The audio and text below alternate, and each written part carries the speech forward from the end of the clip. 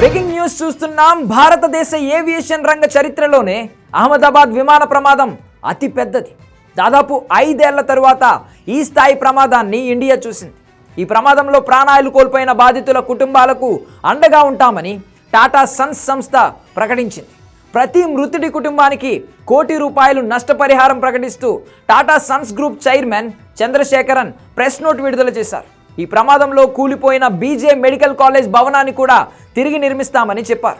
ఆ బిల్డింగ్లో ప్రాణాలు కోల్పోయిన మెడికోల కుటుంబాలకు కూడా ₹1 కోటి చొప్పున నష్టపరిహారం ప్రకటించారు. భద్రతా ప్రోటోకాల్స్ పాటించడంలో ఎయిర్ ఇండియా ఎప్పుడూ అలసత్వాన్ని చూపించలేదు అన్నారు. ఇప్పుడు జరిగిన ప్రమాదానికి కారణం తెలుసుకునేందుకు నిపుణుల కమిటీ పనిచేస్తోందని చెప్పారు.